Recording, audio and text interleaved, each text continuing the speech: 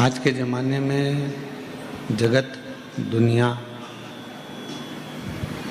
केवल शरीर में आग लगाने वाले को ढूंढ रही है। घर में एक बेटा हो जाए जो शरीर में अंत समय में हमें अग्नि दे दे, आग लगा दे। कोई एक सा जन्म ले ले जो हमारे मरने के बाद श्राद्ध कर दे, तर्पण कर दे, तिलांजलि कर दे, पिंड कर दे। हम बस ऐसा ढूंढने में लगे हुए हैं। जितने भी लोग शिव महापुराण की कथा को श्रवण कर रहे हैं या जितने भी शिव भक्त इस पवित्र कथा को सुन रहे हैं, श्रवण कर रहे हैं, हम निवेदन करें कि ऐसा कोई व्यक्ति नहीं जो घर में बेटा नहीं चाहता, पुत्र नहीं चाहता।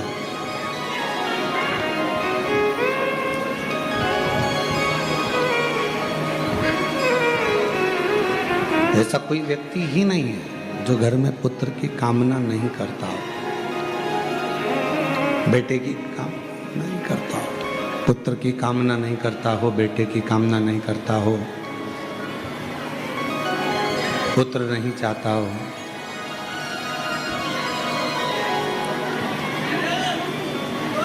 किस लिए कामना करी जाती है? एक पुत्र की कामना इसलिए करी जाती है कि हमारा जब अंत समय आए, हमारी अंतिम अवस्था आए, हमारे प्राण छूटने का समय आए और हमारे जब प्राण छूट जाए तो कोई तर्पण कर दे, कोई तिलांजलि दे दे, कोई श्राद्ध कर दे, कोई पिंड दे दे। बस हमको कोई आखिरी में अग्नि दे दे।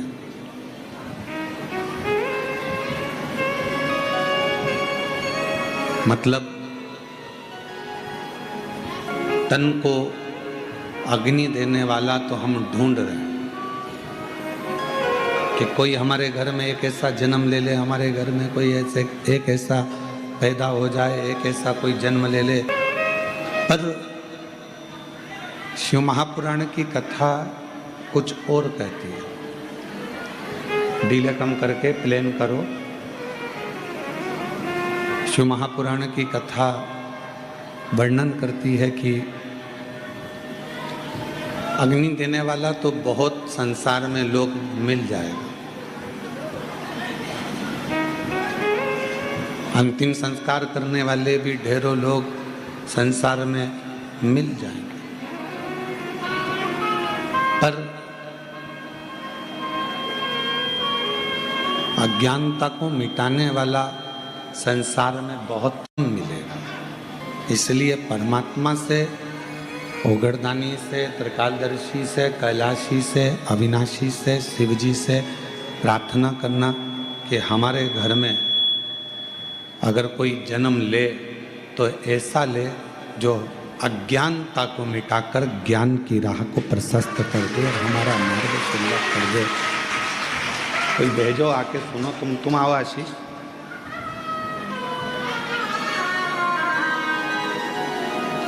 इधर इधर। जो ज्ञान का मार्ग प्रशस्त कर दे, ज्ञान की राह प्रशस्त कर दे, ज्ञान का मार्ग प्रशस्त कर दे, ऐसा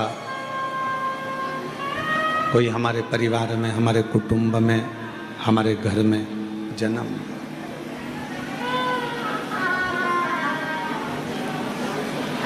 और यदि हमको ऐसा ना मिले, डीले कम कर दो, प्लेन कर दो, डीले कम कर दो, यदि हमको हमारे घर में भी अगर ऐसा कोई जन्म नहीं ले तो फिर प्रयास करो कि शिव कृपा से, भगवान शंकर की करुणा से, दया से, उनकी उदारता से कोई आपको और हमको ऐसा मिल जाए,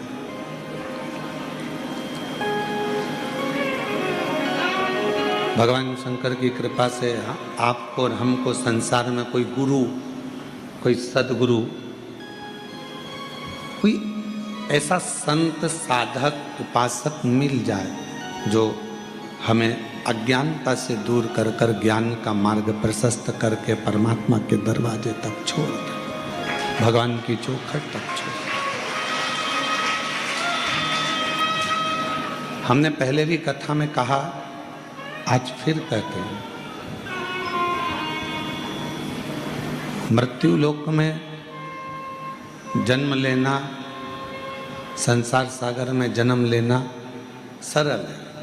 कोई आप पुण्य करेंगे, मृत्यु लोक में जन्म ले लेंगे, करेंगे स्मरण करेंगे, मृत्यु लोक में जन्म ले लेंगे। इस मृत्यु सागर में आपका जन्म हो जाएगा, संसार सागर में आप जन्म ले लेंगे। पर मृत्यु लोक में जन्म लेना सरल है, मृत्यु लोक में पैदा हो जाना, जन्म लेना सरल है, पर मृत्यु लोक में जन्म लेकर कुछ ऐसा कर्म कर देना कि तुम्हारे जाने के बाद भी दुनिया के लोग तुम्हें याद करें, तुम्हारे जाने के बाद भी दुनिया के लोग प्रभु का स्मरण करें। ये संसार में जन्म लेना सरल है, पर जन्म लेने के बाद भगवत भजन करना, भगवान की भक्ति करना, भगवत स्मरण करना, भगवत नाम लेना, भगवत कीर्तन करना, ये बहुत कठिन है, बहुत कठिन। और मैंने तेरे ही भरोसे बाबा, तेरे ही भरोसे हवा विच उड़ती जावागी, बाबा डोर है तो छड़ी नाम कटी जावागी, भोले मैं तेरी भक्त, शंभो मैं तेरी भक्त, हवा विच उड़ती जावागी, बाबा डोर है तो छड़ी नाम कटी जावागी। तो मृत्यु लोक में जन्म लेना सरल है, पर मृत्यु लोक में जन्म लेकर भगवान का भजन, भगवान का स्मरण, भगवान की भक्ति, भगवत नाम ये जपना कठिन है, बहुत कठिन।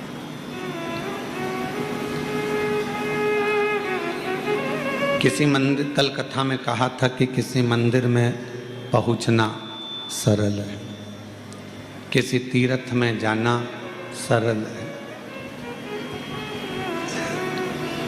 माँ गंगा, यमुना, सरस्वती, कावेरी, मंदाकिनी, गोदावरी, सरयू, नर्मदा, क्षिप्रा, किसी पवित्र नदी के तट पर जाना सरल है। ये सब कुछ सरल है, इसमें कुछ भी कठिन नहीं है। पर कठिन है अपने मन को, अपने हृदय को, अपने दिल को परमात्मा से लगाना, भगवान से लगाना। आप और हम तीर्थ तक तो पहुंच जाते हैं, आप और हम मंदिर तक तो पहुंच जाते हैं, पर ये मन, ये चित्त, ये हमारा हृदय भगवान तक नहीं पहुंच पाता, दिल परमात्मा तक नहीं पहुंच पाता। कई लोग आते हैं कुबेरेश्वर बाबा के धाम में,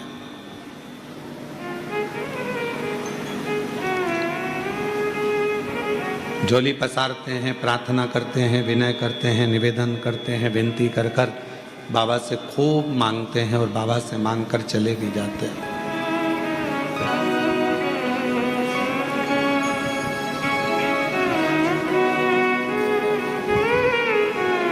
ऐसा कौन है जो कुबेरेश्वर बाबा के धाम पर आया और जिसने बाबा से नहीं मांगा? कई महाराज कहते हैं कि भगवान के सामने जाओ तो कुछ मत मांगो, कुछ मत मांगो।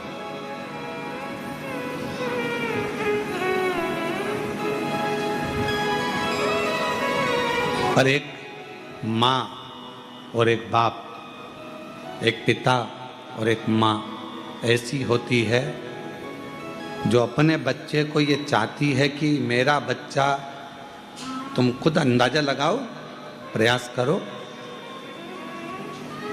प्रैक्टिकल करके देखो। पूरा की पूरा पैसा ले जाकर तुम अपनी पत्नी को दो और पत्नी से कहना कि तू इस पैसे से पूरे घर को चलाना, ठीक है? प्रैक्टिकल करना।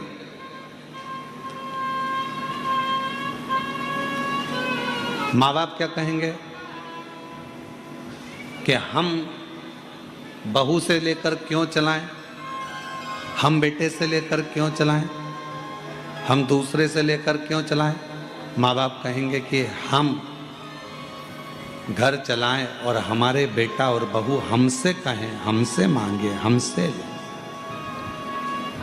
हम दें उनको, हम प्रदान करें उनको, हम दें उनको। और जब हम तो कथा कह रही है, शिव महापुराण का चरित्र कह रहा है। कई लोग कहते हैं कि भगवान से कुछ मत मांगो। शिव महापुराण की कथा कहती है दूसरे से मत मांगो, अपने बाप से जरूर मांगो।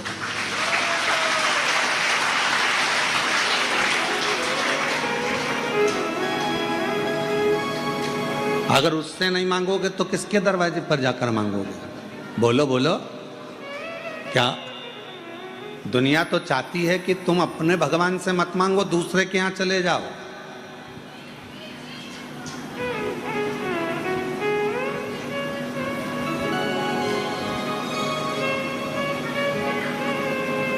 दुनिया तो चाहती है कि आप गुरुवार भूल जाओ, शुक्रवार याद रखो। दुनिया तो चाहती है कि शनिवार भूल जाओ, रविवार याद रखो। पर शिव महापुराण की कथा कहती है कि आप मांग रहे हो अपने पिता से, आप मांग रहे हो अपने बाबुल से, आप मांग रहे हो अपने भगवान से, किसी दूसरे के दरवाजे पर जाकर नहीं। आप किसी दूसरे के दरवाजे, आप स्वयं अपने इष्ट देव के पास पहुंच रहे हो।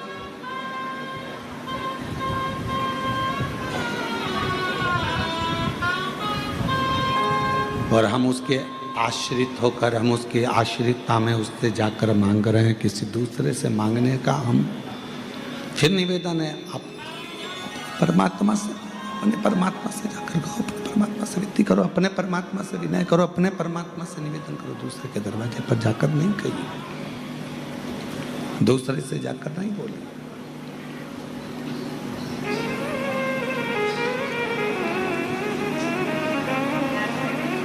कहा भगवान से मत मांगो, भगवान तो हमारा पिता है, परमात्मा हमारा पिता है।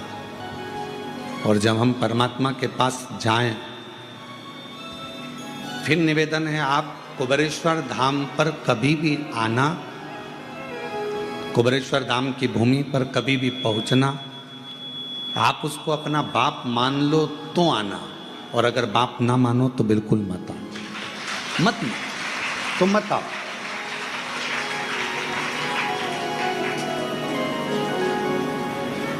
कब कृपा करता है वो? जब हम पूर्ण उसके ऊपर आश्रित हो जाते हैं।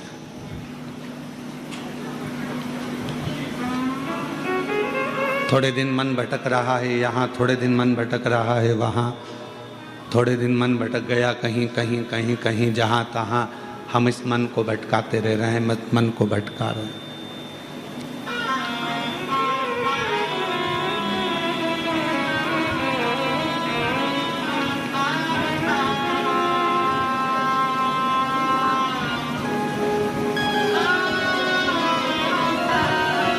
कल किसी एक व्यक्ति ने पूछा, गुरुजी हमें अपनी गाड़ी की स्पीड कितनी रखना चाहिए?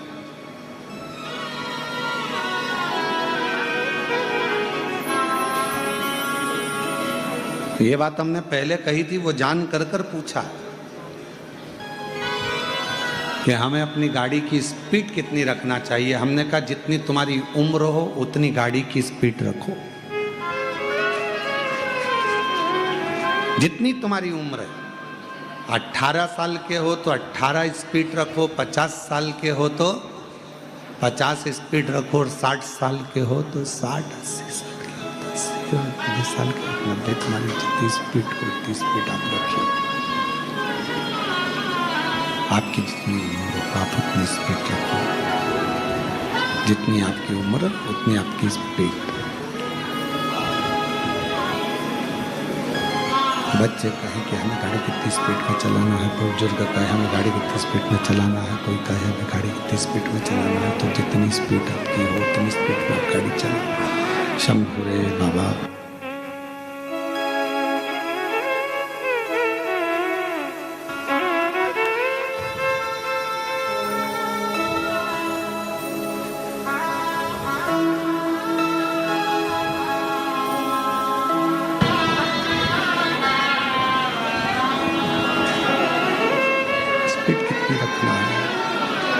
जितनी उम्र हो, जितनी आपकी उम्र हो उतनी स्पीड रखिए। 18 साल के हो तो 18 की स्पीड में गाड़ी चलाओ, 20 साल के हो तो 20 की स्पीड में गाड़ी चलाओ, 50 साल के हो तो 50 की स्पीड में गाड़ी चलाओ। और यदि तुम 80 साल के हो, 80 की स्पीड में।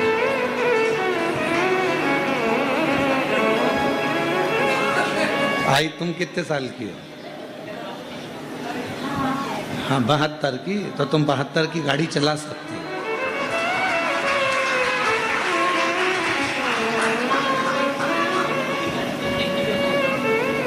श्रीवास्तव जी कितने साल के हैं? तो 50 की चलाना, 50 से ऊपर गाड़ी नहीं दौड़ाना अपने को। जितनी स्पीड अपनी उम्र के अनुसार, अपनी उम्र के हिसाब से स्पीड गाड़ी की रखिए। बहुत तेज अपने को नहीं दौड़ना। आज लोग इतना तेज दौड़ रहे हैं, इतना तेज दौड़ रहे हैं कि मनुष्य की देह को खिलौना समझ रखे। मानव की देह को खिलौना समझ लिया, मनुष्य की देह को केवल खिलौना मान लिया, केवल खिलौना। किसी माँ से पूछो, उसके पिता से पूछो, एक बच्चे के लिए कितने कितने मंदिर में जाकर प्रणाम किया हो।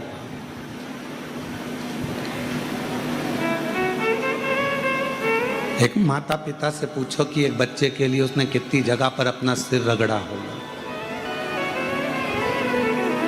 रात भर जाकर एक माँ बैठी रही, पूरी रात। और वो बच्चा 2 मिनट में घर से गाड़ी लेकर निकला, अब भी आया, जो स्पीड में गाड़ी चलाई, और मालूम पड़ा कि उसने अपनी उम्र से ज़्यादा स्पीड में चला ली। तो मालूम पड़ा निकल समाप्त हो, समाप्त हो। अब एक माँ से पूछो, एक पिता से पूछो, एक भाई से पूछो, एक सखा से पूछो कि जो चला गया उसको कितना मिस किया जा रहा है, कितना याद किया जा रहा है।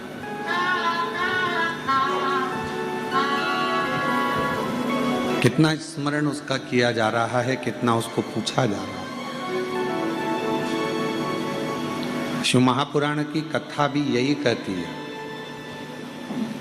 बचपन, जवानी, अधेड़ी, बुढ़ापा, 4 अवस्था परमात्मा ने दी है, और वो चारों अवस्था किसी ना किसी रूप में परमात्मा के भजन के लिए दी।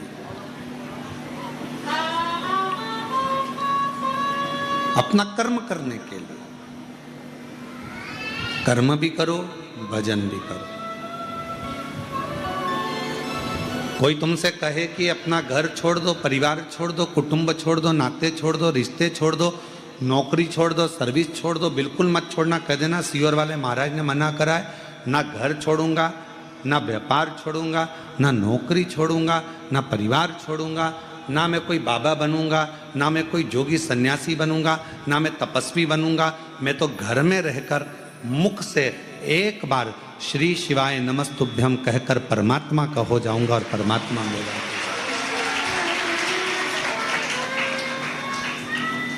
मैं भगवान का और भगवान मेरा।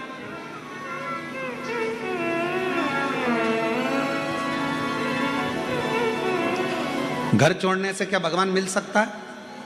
बोलो बोलो, जम के बोलो जरा। नहीं। परिवार छोड़ने से क्या भगवान मिल सकता है? नहीं। रिश्ते नाते दूर करने से क्या भगवान मिल सकता है? नहीं। पत्नी बच्चों को छोड़ दोगे तो क्या भगवान मिल जाएगा? नहीं।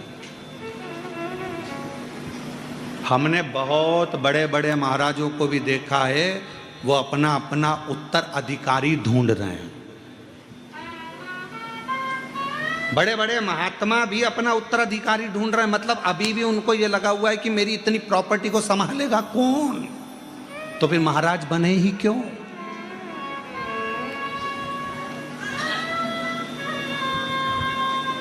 हमारे जाने के बाद ये प्रॉपर्टी कौन संभालेगा, हमारे जाने के बाद ये कौन संभालेगा, कौन देखेगा? तो हर